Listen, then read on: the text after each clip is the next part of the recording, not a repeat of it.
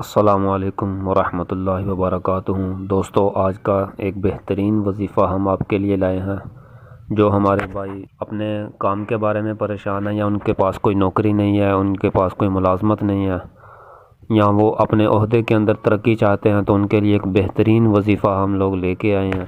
ملازمت اور عہدے میں ترقی کے لیے یا ذا الجلال والاکرام کو بکثرت پڑھنے سے ملازمت اور عہدے میں ترقی نصیب ہوتی ہے۔ جو شخص بھی پریشان ہو اپنی ملازمت کے بارے میں یا اپنے عہدے کے اندر ترقی چاہتا ہو، تو وہ یا ذا الجلال والاکرام کو کثرت سے پڑھا کرے۔ صبح اٹھتے وقت، بیٹھتے وقت، اپنے کام کرتے وقت، ہر جگہ یا ذا الجلال والاکرام کو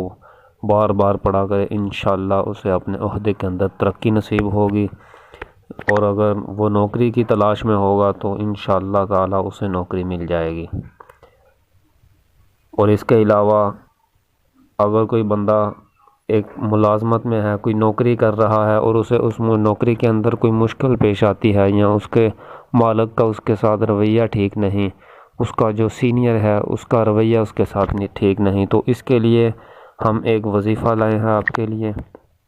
اللہم صلی علی سیدنا محمد عبدک ورسولک وصلی علی المؤمنین والمؤمنات والمسلمین والمسلمات۔ جو شخص بھی چاہتا ہو کہ اس کے عہدے کے اندر ترقی ہو، یا اس کے عہدے کے اندر، اس کی ملازمت کے اندر آسانی پیدا ہو، اس کے سینئر اس سے برا سلوک کرتے ہوں، اس کے سینئر اس کے ساتھ اچھے طریقے سے پیش نہ آتے ہوں، تو وہ بندہ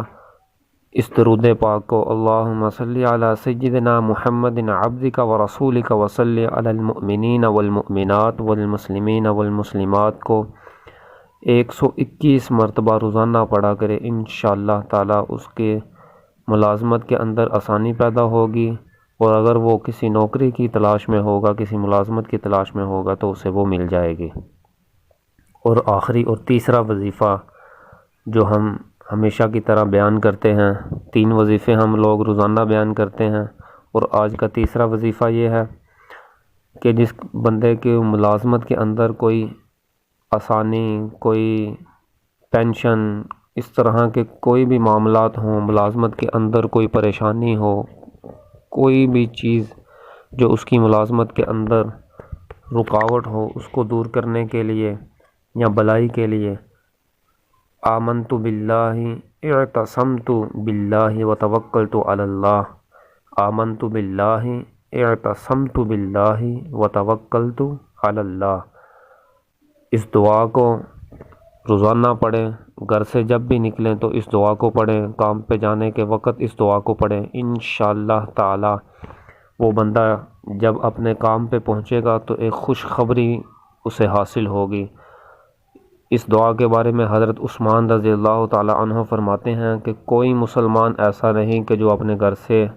کسی ارادے سے نکلے اور نکلتے وقت یہ دعا پڑھ لے، تو جب وہ